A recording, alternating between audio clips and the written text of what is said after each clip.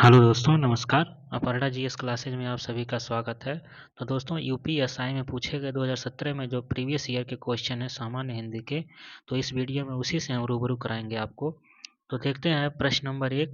मनुष्य जीवन में ब्रह्मचर्य, गृहस्थ, वानप्रस्थ के अलावा एक आश्रम और भी है, वह चौथा आश्रम कौन सा है? तो ऑप्शन देखते हैं, दंड, मोक्ष, संन्यास या क्षत्रिय। तो दोस्तों, इसका राइट आंसर हो जाएगा संन्यास। ब्रह्मचर्य, गृहस्थ, वानप्रस्थ के अलावा एक चौथा आश्रम जो है वह संन्यास है। तो छांदोग्योपनिषद में केवल 3 आश्रमों का उल्लेख किया गया है, जबकि सर्वप्रथम चारों आश्रमों का उल्लेख ज्वालोपनिषद में मिलता है। जो ब्रह्मचर्य है ये 25 वर्ष तक होता था, और गृहस्थ 25 वर्ष से 50 वर्ष तक, वानप्रस्थ 50 वर्ष से 75 वर्ष तक, और संन्यास 75 वर्ष से 100 वर्ष तक। मनुष्य की आयु 100 वर्ष मानकर प्रत्येक आश्रम के लिए 25-25 वर्ष आयु निर्धारित की गई थी। कौन सा विशेषण निश्चित संख्यावाचक विशेषण नहीं है? तो इसमें ऑप्शन देखते हैं, कुर्ते के लिए 2 मीटर कपड़ा चाहिए, 1 किलो आम से ज्यादा मत लाना, सैकड़ों लोग मारे गए, चाय में 50 ग्राम चीनी डालना। तो इसमें कह रहा है निश्चित संख्यावाचक विशेषण। तो 2 मीटर निश्चित हो गया, 1 किलो आम निश्चित हो गया, 50 ग्राम चीनी निश्चित हो गया, बट यहाँ पे सैकड़ों सैकड़ों की बात की गई है, सैकड़ों लोग मारे गए, तो सैकड़ों में निश्चित नहीं है, इसलिए ऑप्शन नंबर 3 सही हो जाएगा। सैकड़ों लोग मारे गए यह निश्चित संख्यावाचक विशेषण नहीं है। पुष्कर का अर्थ बताइए। नदी का नाम है, मूसक है, ट्रेन का नाम है या सरोवर है? तो पुष्कर का अर्थ होता है सरोवर। सरोवर जो तालाब के अर्थ में प्रयुक्त होता है, और मूसक का अभिप्राय चूहे से है। मैंने आम ले लिया है का बहुवचन क्या होगा? पहला ऑप्शन देखते हैं, मैंने आम ले लिए हैं, मैंने आम लिए हैं, मैंने आम ले लिए, हमने आम ले लिए हैं, हमने आम ले लिया है। तो दोस्तों, इसका राइट आंसर हो जाएगा ऑप्शन नंबर 1, मैंने आम ले लिए हैं।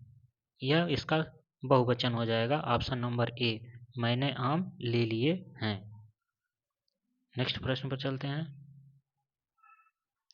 जटिल का अर्थ बताइए। जटिल का अर्थ बताइए, व्यर्थ, पेचीदा, असंभव या गंदा। तो जटिल का अर्थ होगा पेचीदा। ऑप्शन नंबर 2 पेचीदा राइट आंसर हो जाएगा। पेचीदा मतलब उलझा हुआ या क्लिष्ट, विकट इत्यादि जो भी हो।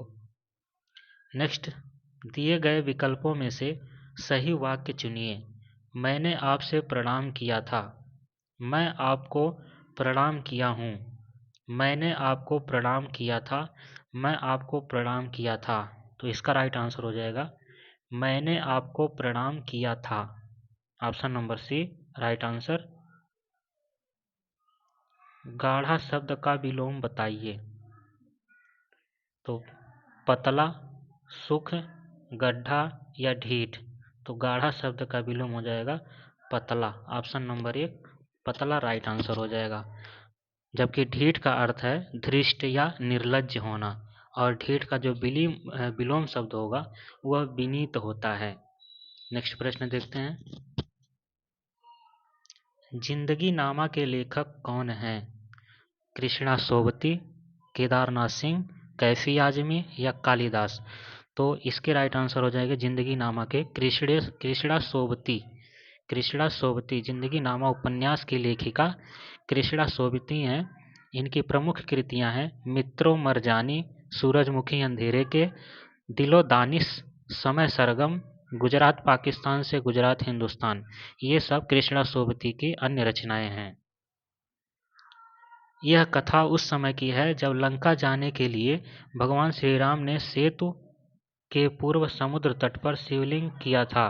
तो इसका राइट ऑप्शन हो जाएगा निर्माण स्थापित, जोड़ने पूजा, या लांघने ध्यान, या पारने रचना। तो इसका जो ऑप्शन नंबर 1 राइट आंसर हो जाएगा निर्माण स्थापित। तो यह कथा उस समय की है जब लंका जाने के लिए भगवान श्री राम ने राम सेतु निर्माण के पूर्व समुद्र तट पर शिवलिंग स्थापित किया था। मिलजुल मन किसकी रचना है? मिलजुल मन नासिरा शर्मा, चित्रा मुदगल, ममता कालिया, मृदुला गर्ग। तो इसका राइट आंसर हो जाएगा मृदुला गर्ग। तो मिलजुल मन मृदुला गर्ग द्वारा लिखित 8 उपन्यासों में से एक है और उनके अन्य उपन्यास हैं उसके हिस्से की धूप, वंशज, चितकोबरा, अनित्य, मैं और मैं, कठगुलाब और वसु का कुटुंब। ये सब इनकी मृदुला गर्ग की अन्य रचनाएं हैं। नेक्स्ट देखते हैं, विकल्पों में से स्त्रीलिंग शब्द का चयन करें। ऑप्शन राजन, अग्रजा, छात्र या सागर। तो इसका राइट आंसर हो जाएगा अग्रजा। अग्रजा शब्द स्त्रीलिंग है। राजन, छात्र, सागर तथा अग्रजा का जो पुल्लिंग होगा वो अग्रज होगा। अग्रजा स्त्रीलिंग शब्द है। दिए गए विकल्पों में से शुद्ध वाक्य पहचानिए। तो मोरों के पंख सुंदर होते हैं, मोर के पंख सुंदर होते हैं, मोर का पंख सुंदर होता है, मोरों के पंख सुंदर होते हैं। तो इसका राइट आंसर हो जाएगा ऑप्शन नंबर बी, मोर के पंख सुंदर होते हैं। ब्रह्मा, महेश ये तीनों जगत का संचालन करती हैं। तो ब्रह्मा, विष्णु शक्तियाँ, कृष्ण देवियाँ, शिव भगवान या ऋषि देवता। तो इसका राइट आंसर हो जाएगा ब्रह्मा, विष्णु, महेश ये तीनों शक्तियाँ जगत का संचालन करती हैं। दिए गए विकल्पों में से सही वाक्य चुनिए। ललित को 2 बेटियां हैं। कर्म ही जीवन की कसौटी है। डर के मारे चोर दौड़ गया। परिवर्तन से ही विकास के चरण आगे बढ़ते हैं। तो ये राइट आंसर हो जाएगा परिवर्तन से ही विकास के चरण आगे बढ़ते हैं। ये इसका राइट आंसर हो जाएगा शुद्ध शब्द। पीपर पात सरिस मन डोला, पीपर पात उपमा अलंकार का कौन सा अंग है? तो इसमें देखते हैं ऑप्शन वाचक, उपमेय, साधारण धर्म या उपमान। तो इसका राइट आंसर हो जाएगा उपमान। पीपर पात सरिस मन डोला में पीपर पात उपमा अलंकार का उपमान है। तो उपमा अलंकार के 4 अंग होते हैं, उपमेय, उपमान, वाचक तथा साधारण धर्म। और इसकी जो व्याख्या है इस पंक्ति की, वो उपमेय जिसकी उपमा दी जाए अर्थात मन, और जो उपमान है जिससे उपमा दी जाए अर्थात पीपर पात, और वाचक इसमें जो है जिस शब्द से उपमा प्रकट की जाए अर्थात सरिस, और जो साधारण धर्म है इसमें जिस गुण आदि को लेकर उपमा दी जा रही है अर्थात डोला। डोला आपका जो साधारण धर्म हो जाएगा। सियार का गुण स्वभाव और है। तो सियार का गुण ऑप्शन देखते हैं, सुस्त और मूर्ख है, धूर्तता चालाकी है, सफेद चालक या गंदा विभत्स। इसका राइट आंसर हो जाएगा धूर्तता चालाकी। ऑप्शन नंबर बी, धूर्तता चालाकी इसका राइट आंसर हो जाएगा। Option number B. किंचित तत्सम शब्द का तद्भव शब्द बताइए। किंचित का तद्भव बताइए। तो कुछ, थोड़ा, लेकिन या परंतु। तो इसका राइट आंसर हो जाएगा ऑप्शन नंबर 1 कुछ। किंचित का तद्भव होता है कुछ। झूठा सच के लेखक कौन है? झूठा सच के लेखक यशपाल, कबीर, विष्णु प्रभाकर या मैथिली शरण गुप्त। तो झूठा सच नामक उपन्यास के लेखक यशपाल हैं। इसका राइट आंसर हो जाएगा यशपाल। उनकी अन्य प्रमुख कृतियां दिव्या, देशद्रोही, दादा कामरेड, अमिता, मनुष्य के रूप और तेरी मेरी, उसकी बात इत्यादि ये सब इनकी अन्य रचनाएं हैं। हिंदी वर्तनी के आधार पर सही वाक्य का चयन करें।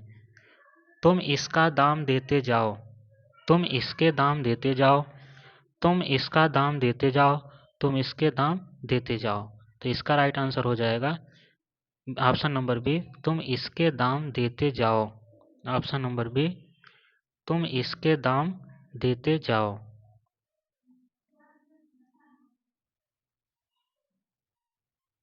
पायो जी मैंने राम रतन धन पायो, पंक्ति के आधार पर सही अलंकार चुनिए। तो इसका आंसर देखते हैं अनुप्रास, उत्प्रेक्षा, रूपक अलंकार, उपमा अलंकार। तो इसका राइट आंसर हो जाएगा ऑप्शन नंबर सी, रूपक अलंकार। पायो जी मैंने राम रतन धन पायो, इस पंक्ति में रूपक अलंकार है। उपमा अलंकार में उप का अर्थ क्या है? उप का क्या अर्थ है?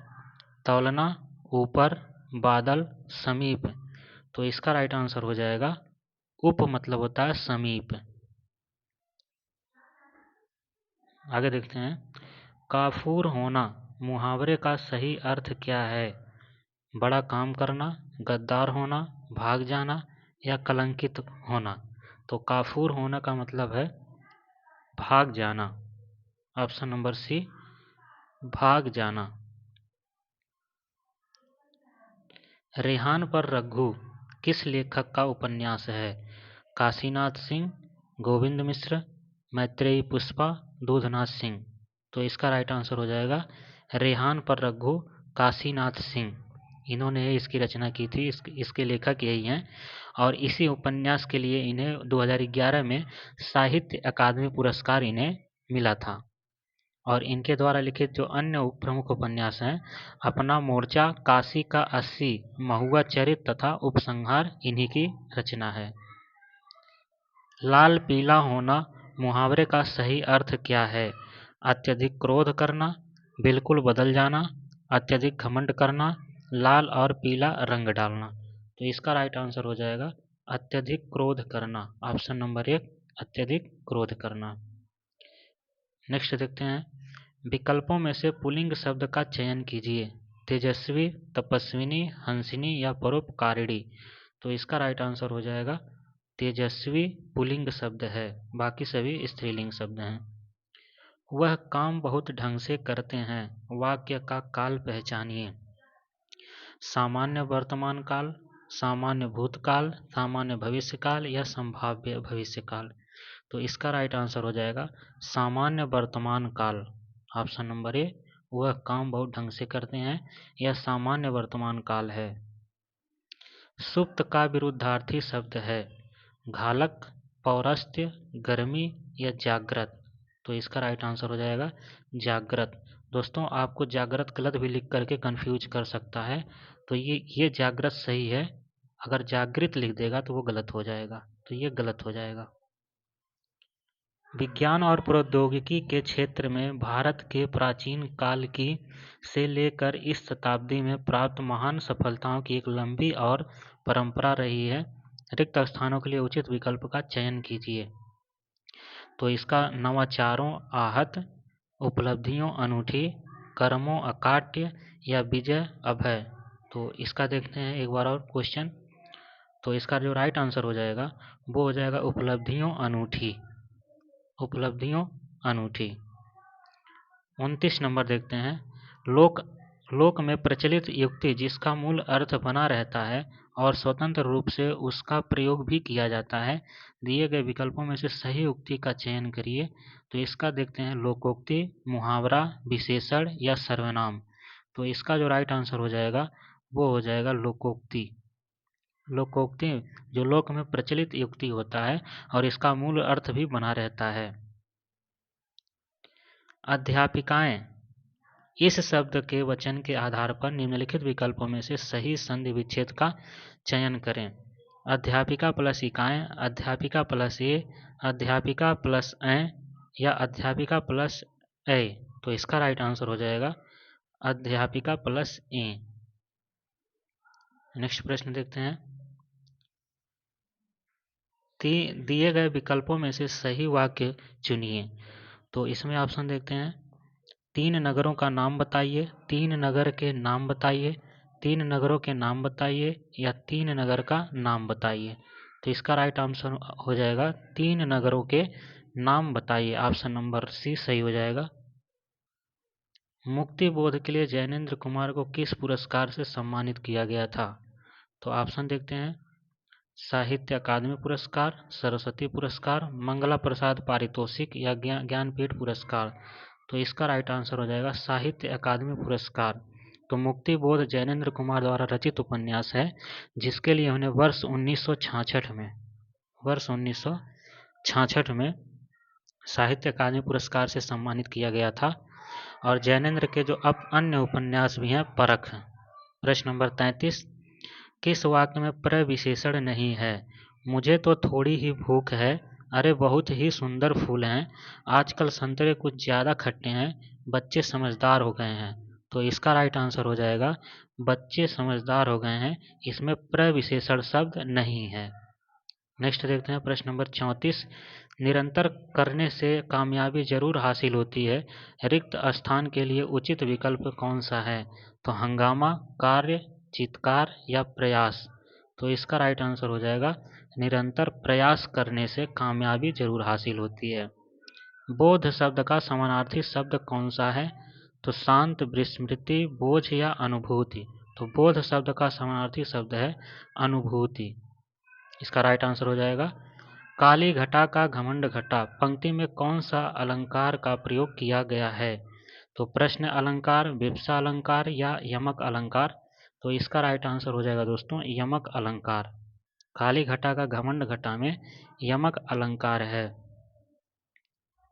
तो नेक्स्ट प्रश्न पर चलते हैं। थोथा चना बाजे घना मुहावरे का अर्थ क्या है? इसका अर्थ तो दिखावा बहुत करना परंतु सार न होना, चने को बजाना, चने रूपी खिलौने से खेलना, बहुत आवाज करना। तो इसका आंसर हो जाएगा दिखावा बहुत करना परंतु सार न होना। तो दोस्तों ये था लास्ट प्रश्न। आशा करते हैं कि आपको सभी प्रश्न कंटेंट अच्छे लगे होंगे। अगर आपको अच्छा लगा होगा तो आप सब्सक्राइब करके सपोर्ट जरूर करें दोस्तों। आपके सपोर्ट की बहुत ज़रूरत है, तो इसलिए सब्सक्राइब करना ना भूलें और सपोर्ट अपना बनाए रखें और शेयर जरूर करते रहें दोस्तों। बहुत बहुत धन्यवाद आप सभी का। मिलते हैं नेक्स्ट वीडियो में, तब तक के लिए धन्यवाद।